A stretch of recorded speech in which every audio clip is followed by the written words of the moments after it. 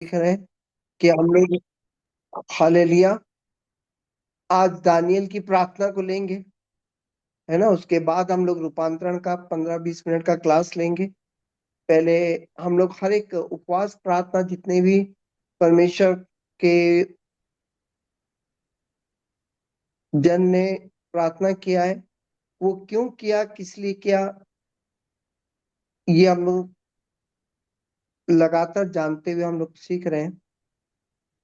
उपवास कभी भी बिना उद्देश्य के नहीं रखा जाता है, और बिना उद्देश्य के और बिना प्रार्थना के उपवास सफल नहीं है। वो केवल उपवास है। आप उस उपवास का आपको कोई अर्थ नहीं है, आपका कोई मतलब नहीं है।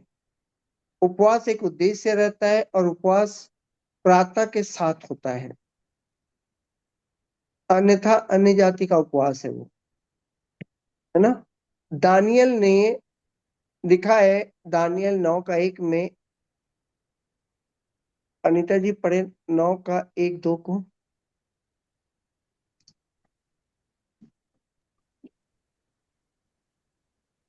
मादीशर्ष का पुत्र दूरा, जो कसदियों के देश पर राजा ठहराया गया था, उसके राज्य के पहले वर्ष में मुझ दानियल ने शास्त्र के द्वारा समझ लिया कि यरूशलेम की उजड़ी हुई दशा यहोवा के उस वचन के अनुसार जो यिर्मयाह नबी के पास पहुंचा था, वर्षों के बीतने पर अर्थात 70 वर्ष के बाद पूरी हो जाएगी। हाँ, धन्यवाद देते हैं। आप उस उपवास प्रार्थना को समझने की कोशिश कीजिए। यिर्मयाह ने एक भविष्यवाणी की थी, और उस भविष्यवाणी को किसने समझा? दानियल ने समझा। यिर्मयाह ने 2 बार 70 सालों का जिक्र किया। पहला यिर्मयाह अध्याय 25 का 11-12 पढ़िए तो। यिर्मयाह 25 का 11-12, और उसके 29 का 10 भी पढ़ेंगे, है ना। पहले 25 का 11-12।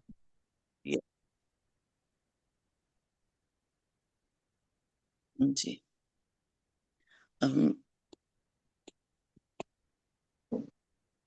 सारी जातियों का यह देश उजाड़ ही उजाड़ होगा, और वे सब जातियां 70 वर्ष तक बेबीलोन के राजा के अधीन रहेंगी। तब 70 वर्ष बीत चुके, तब मैं बेबीलोन के राजा और उस जाति के लोगों और कसदियों के देश के सब निवासियों को अधर्म का दंड दूंगा। यहोवा की यह वाणी है, और उस देश को सदा के लिए उजाड़ दूंगा। ओ, धन्यवाद देते हैं। 29 का 10 पढ़िए। जी सर। यहोवा यो कहता है, बेबीलोन के 70 वर्ष पूरे होने पर मैं तुम्हारी सुधि लूंगा, और अपना यह मनभावना वचन कि मैं तुम्हें इस स्थान में लौटा ले आऊंगा पूरा करूंगा। पूरा आमीन। करूंगा। आइए धन्यवाद देते हैं कि 70 साल बर्बादी का था, और 70 साल के बाद एक आबादी आने वाली, है ना। और इस बात जी। को दानियल ने क्या किया? शास्त्र में पढ़ा। यिर्मयाह नबी का जो शास्त्र था, उसको ध्यान से पढ़ा, और उसने इस लेखा को निकाला कि अब समय क्या होने जा रहा है। पूरा खराब समय अब खत्म होने जा रहा है, और अच्छा समय आने वाला है। जानते हैं, इसे हम लोग लेते हैं जब हमारे जीवन में बुरा समय चल रहा होता है, तो हम परमेश्वर से दीन होते हैं, नम्र होते हैं, है ना। जी। और जब हमारा अच्छा समय आने को रहता है, मैं कईयों को देखा हूं, वो दीन और नम्र समय जब भी दीन और नम्र उस परिस्थिति में रहते हैं, और जैसे जैसे परिस्थिति थोड़ा सा बदलने लगता है,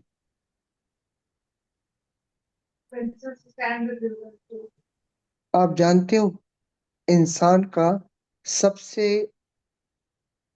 कुरूप रूप उसी समय होता है। बुरा वक्त जब आता है, तो इंसान परमेश्वर के बड़े नजदीक रहता है, और जब अच्छा समय आता है, तो वो इंसान सबसे पहले, जानते हो, उसका चेहरे में घमंड आता है।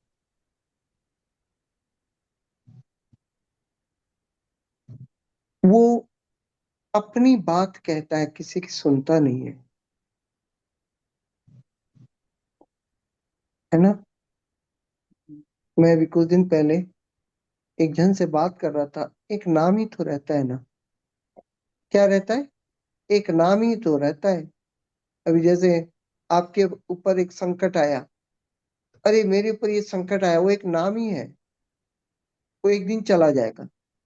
परंतु वो जब संकट जाता है, उसके बाद का व्यवहार हमारा कैसा रहता है, ये बड़ा इम्पोर्टेंट है। जानते हो, हमारे चेहरे बिगड़ जाते हैं, हमारे हम वो नहीं रहते जो रहने चाहिए, क्योंकि हमारी बॉडी को आदत हो गई है बुरा झेलने की। अभी आपके पास एक घर बन जाए, आपके पास घर नहीं है, आपके पास घर आ जाए, आप एक परमेश्वर चाहेगा कि आप बड़ी शांति से आगे का जीवन को बड़े तरीके से टेकल करे, आप दूसरों के घर के विषय में प्रार्थना करें।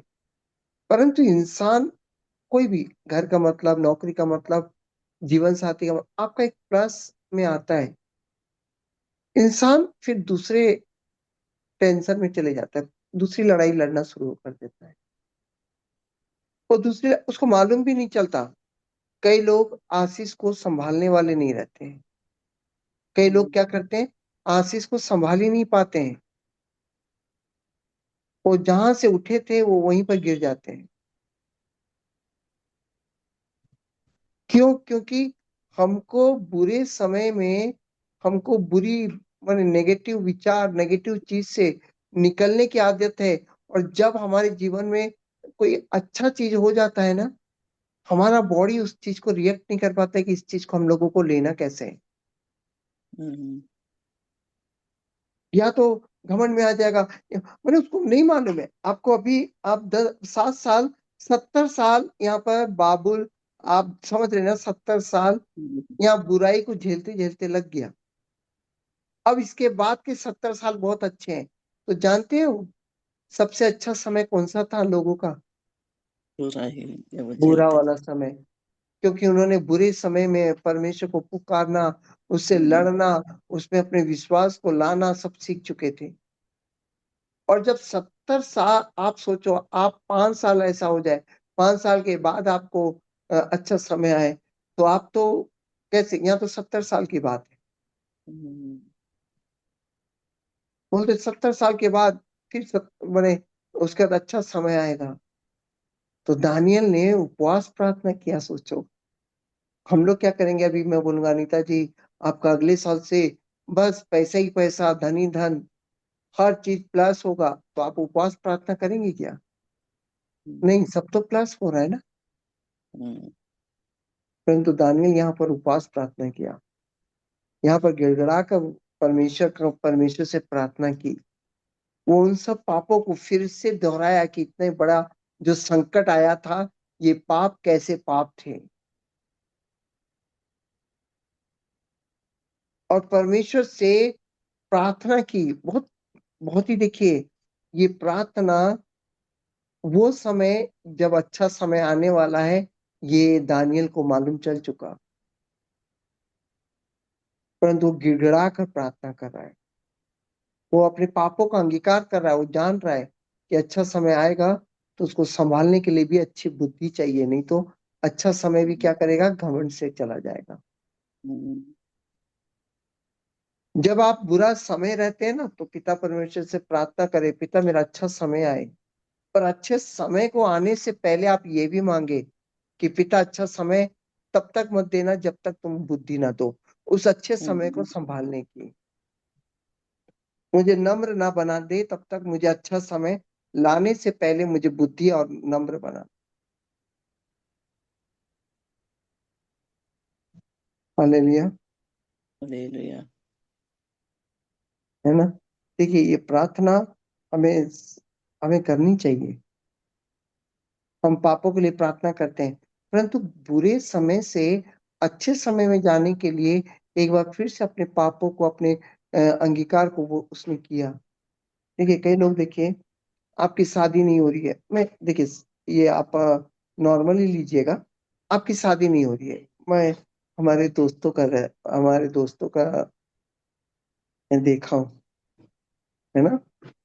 नौकरियों का भी देखा हूँ और दोस्तों की शादियों का देखा हूँ, है ना। हम्म, तो हमारे दोस्तों में कुछ दोस्तों को देखा था, जब वो सब लोग अपने अपनी दिशा में चले गए, कोई इंजीनियर बन रहा था, कोई ये कर रहा था, कोई कुछ कर नहीं पा रहा था, कोई चार्टर्ड अकाउंटेंट में चला गया। जो बाहर चले जाता था ना, वो अपने आप को अलग कर देता था सबसे, और वो बताता था कि मेरा एक अलग दिशा हो गया है करके।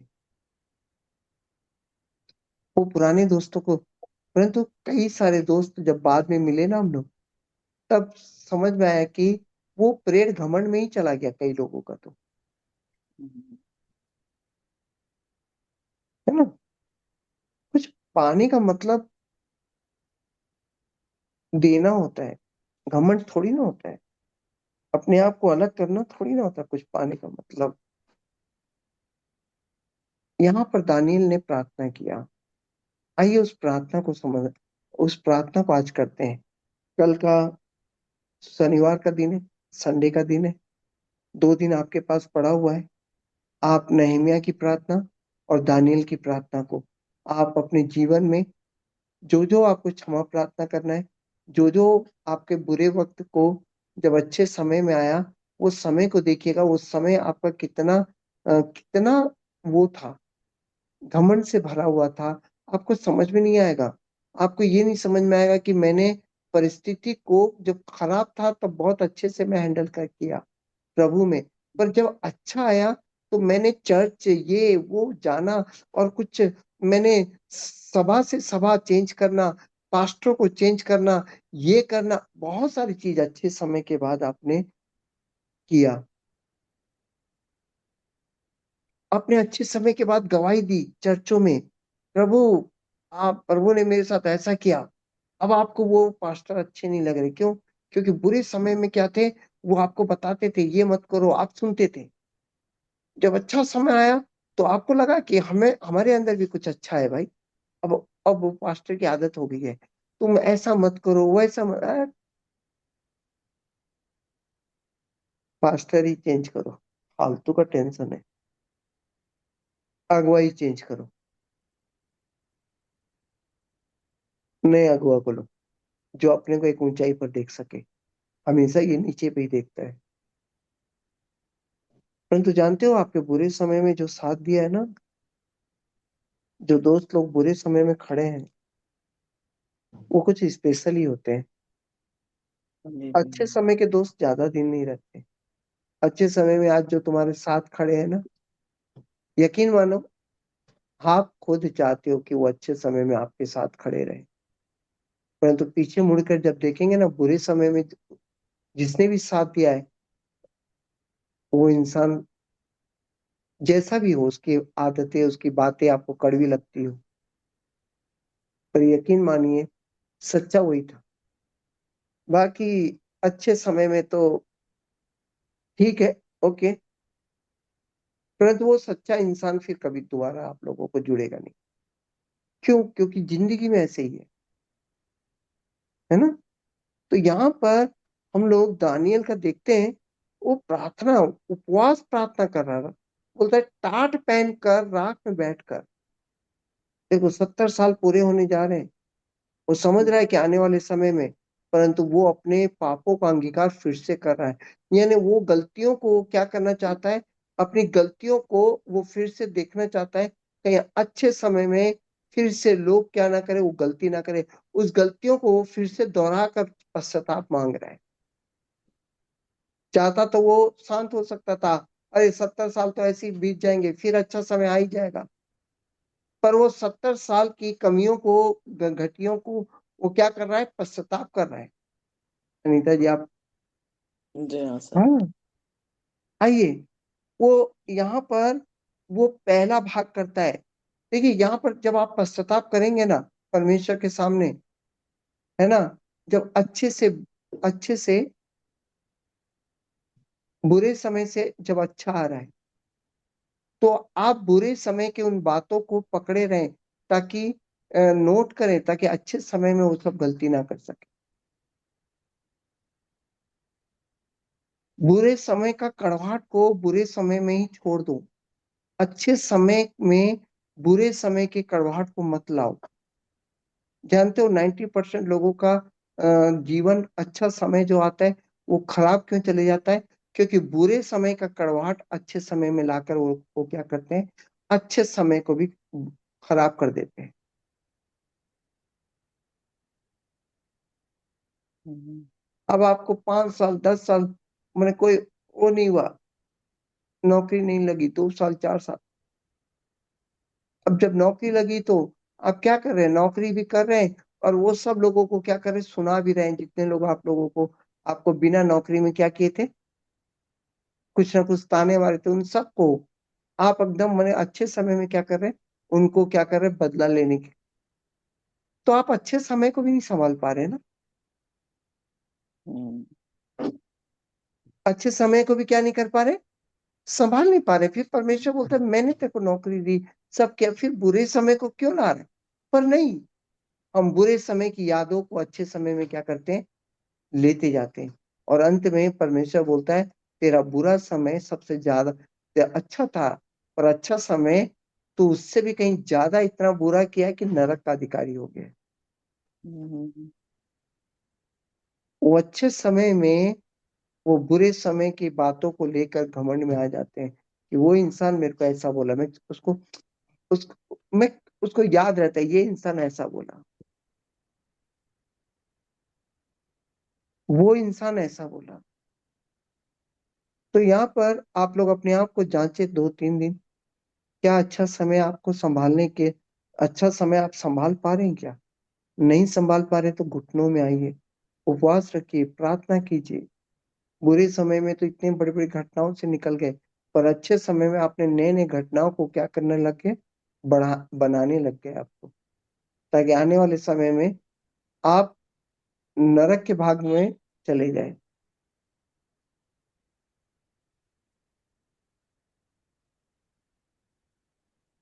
प्रार्थना शुरू होती है परमेश्वर का एक परिचय से। देखिए हर परिचय के बाद उसने क्या किया है, दानियल ने अपना गलती को, अपना समाज की गलती को, अपने बुराइयों को रखा है। तो पहला हम लोग देखते हैं, चौथा दानियल 9 का 4-5, ये पहले भाग को देखते हैं। ऐसा करके 4 भाग को हम लोग देखेंगे कि उसने प्रार्थना को किस तरीके से आगे बढ़ाते गए। पहला 9 का हम्म। 4-5 को पढ़े। मैंने अपने परमेश्वर यहोवा से इस प्रकार प्रार्थना की और पाप का अंगीकार किया। हे प्रभु, तू महान और भय योग्य परमेश्वर है, जो अपने प्रेम रखने और आज्ञा मानने वालों के साथ अपनी वाचा को पूरा करता और करुणा करता रहता है।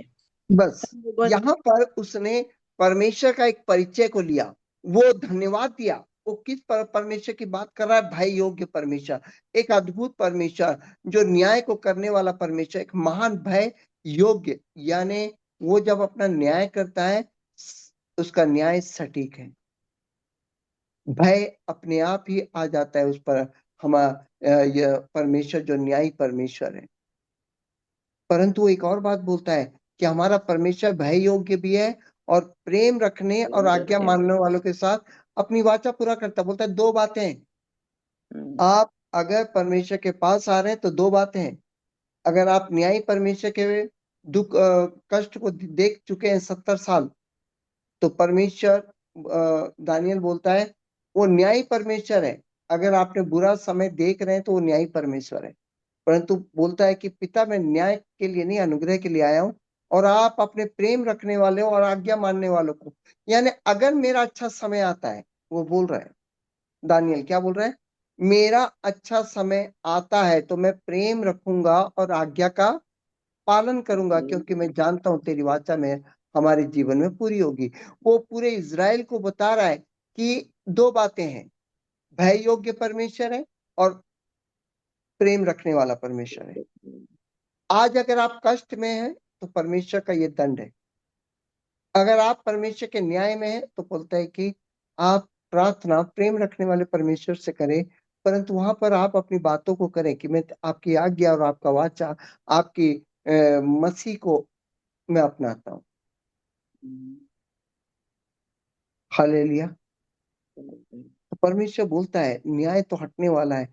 तो उसके बाद परमेश्वर ने दानियल ने पांचवें में अपने गलती हाँ, अपने समाज की गलती, अपने लोगों की गलतियों को बताता है। पांचवें क्या लिखा है?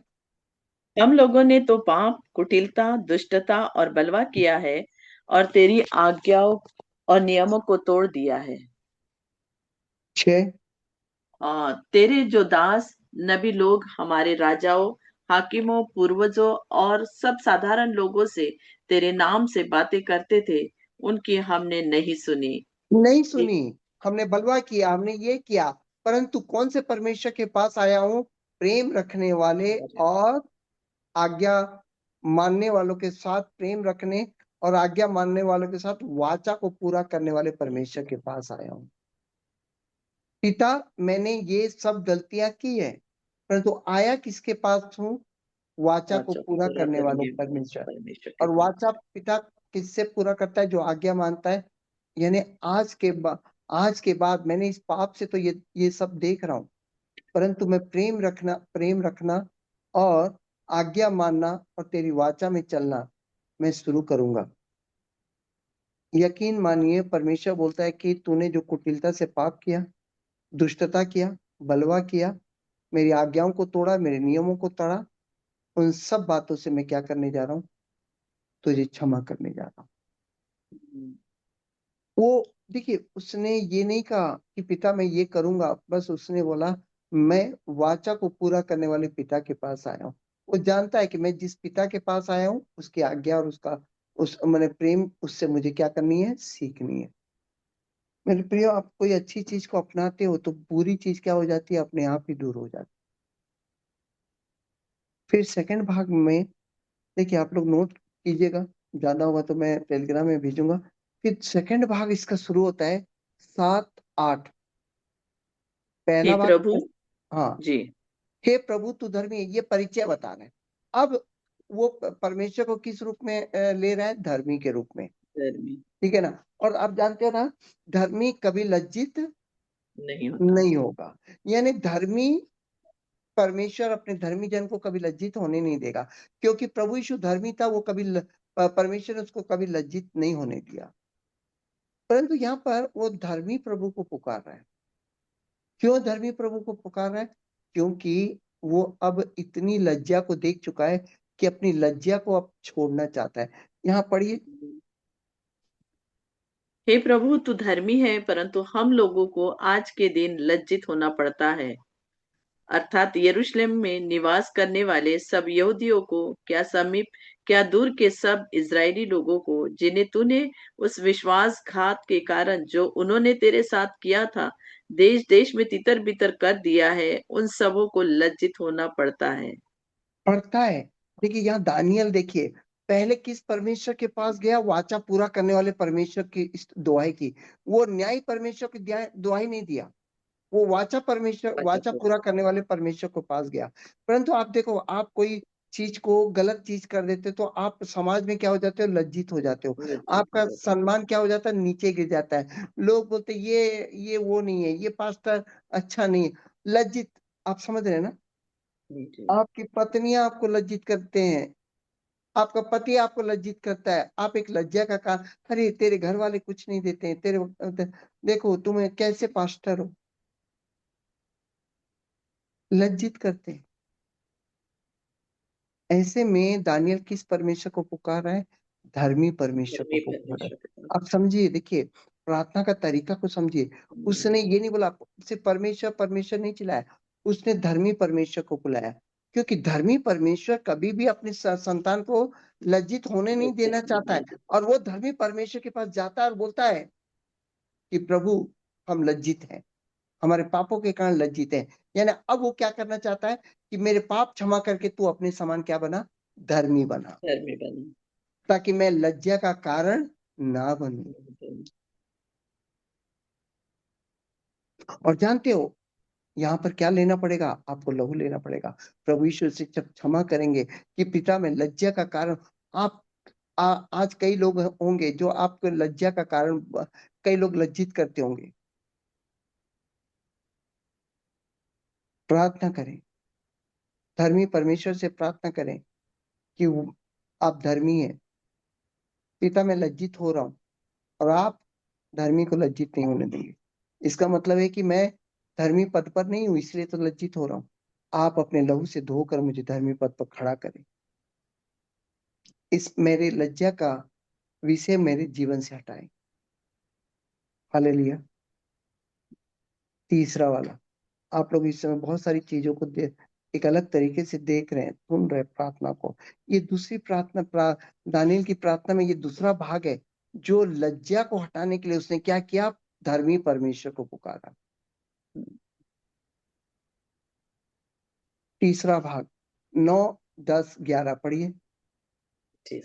परंतु यद्यपि हम अपने परमेश्वर प्रभु से फिर गए, तो भी तू दया सागर और क्षमा की खान है। हम तो अपने परमेश्वर यहोवा की शिक्षा सुनने पर भी उस पर नहीं चले, जो उसने अपने दास नबियों से हमको सुनाई। वरन सब इस्राएलियों ने तेरी व्यवस्था का उल्लंघन किया और ऐसे हट गए कि तेरी नहीं सुनी। इस कारण जिस शाप की चर्चा परमेश्वर के दास मूसा की व्यवस्था में लिखी हुई है, वह शाप हम पर घट गया, क्योंकि हमने उसके विरुद्ध पाप किया है। तो दया का हाँ, सागर क्षमा। यहाँ पर एक और मैंने परिचय देता है कि अब वो परमेश्वर को, कौन से परमेश्वर को पुकार रहा है? क्योंकि वो बोलता है कि दया हमने पाप किया, फिर लज्जा में भी पड़े। उस लज्जा को परमेश्वर ने कुछ दिन हटाया, तो फिर से क्या किया? पाप कर गए। इस बार दानियल बोलते हैं कि हमारे पाप अब क्या हो चुके हैं? क्षमा के योग्य नहीं है, क्योंकि पाप किया। परंतु हम, अच्छा समय आए तो क्या हुआ? फिर से परमेश्वर से दूर हो गए, फिर पाप करने लग गए। तो यहाँ पर वो दया करुणा वाले परमेश्वर को नहीं, दया सागर क्षमा की खान को पुकार रहा है, प्रभु यीशु को पुकार रहा है। बोलता है कि प्रभु यीशु के द्वारा अब प्रभु यीशु बोलता है कि मन फिराओ, स्वर्ग का राज्य निकट है। हालेलुया। यहाँ पर बोलता है कि जो कई श्राप हमारे जीवन में काम करते हैं ना, जब हम पाप पर पाप, पाप पर पाप, समय मिला फिर भी हमने मन नहीं फिराया, तब हमारा जीवन क्या होता है? श्राप में चले जाता है। कई सालों के माने गलतियों में चले जाता है, तकलीफों में चले जाता है। तो आप समझिएगा कि कोई ना कोई श्राप, अब पाप क्या हो गया है? श्राप का रूप ले लिया है। 70 साल, 70 साल आपको लगता है केवल पाप था? नहीं, 70 साल पाप ने किस रूप ले लिया था? श्राप का रूप ले लिया। तो दानियल को 3 भाग में उसने प्रार्थना माने क्षमा मांगी। पहला, उसने जो गलती की थी। दूसरा, गलती के असर लज्जा को उसने सामने रखा। फिर उसने कौन सा प्रार्थना किया? ठीक होने पर भी हम क्या कर रहे हैं? बार बार पाप कर रहे हैं। तो वो परमेश्वर के तीसरे रूप को पुकारता है, बोलता है कि तू दया का सागर और क्षमा की खान है। हालेलुया। और अंत में उसने परमेश्वर की दुहाई देते हुए विनती करता है, 15 से लेकर 19, है ना? मैं पढ़ना चाहूंगा। इस समय आप लोग आंखें बंद करें। इस समय ये विनती आप लोग मेरे साथ करेंगे। अब हे मेरे परमेश्वर, हे प्रभु, तूने अपनी प्रजा को मिस्र देश से बली हाथ के द्वारा निकाल लाया और अपना ऐसा बड़ा नाम किया जो आज तक प्रसिद्ध है। परंतु हमने पाप किया और दुष्टता ही की है। हे प्रभु, हमारे पापों और हमारे पुरखाओं के अधर्म के कामों के कारण यरूशलेम की और तेरी प्रजा की, हमारे आसपास के सब लोगों की जो नाम धराई हो रही है, तो भी तू अपने सब धर्म के कामों के कारण अपना क्रोध और जलजलाहट अपने नगर यरूशलेम पर से उतार दे। सभी लोग बोलिए, धन्यवाद मेरे पिता, हम जो आपके यरूशलेम में, हमारे ऊपर से नाम धराई दूर कर। हाँ मेरे पिता, मेरे ऊपर से प्रभु के नाम से लज्जापन दूर कर।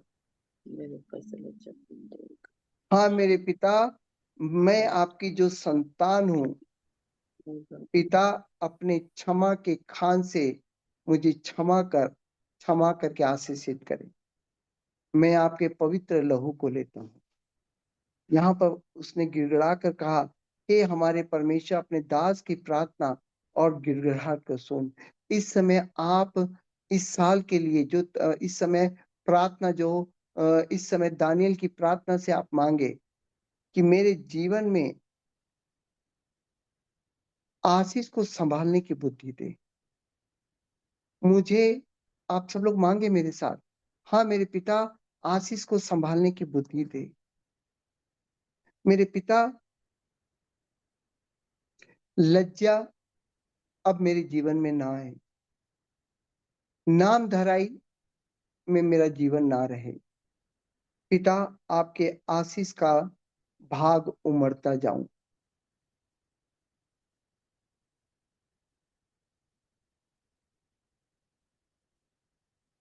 सभी लोग मेरे साथ बोलिए, हे मेरे परमेश्वर, तेरा नगर और तेरी प्रजा तेरा ही कहलाती है।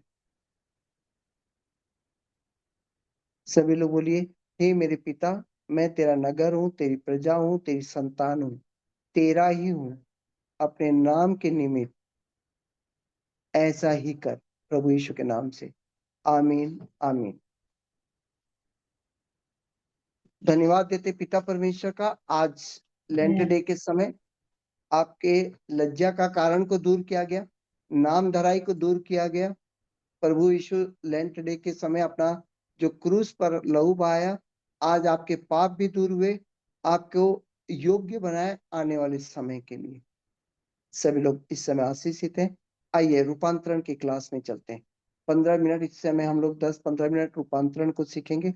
और ये क्षमा, नेहमिया की क्षमा, और ये दानियल की प्रार्थना टेलीग्राम में डाल दी जाएगी, जो पॉइंट पॉइंट के हिसाब से आप उसको लेकर शनिवार रविवार नेहमिया और दानियल की उपवास प्रार्थना को लेकर, वचनों को लेकर आप क्या करें, 2 दिन संडे तक आप बने रहें उपवास प्रार्थना में।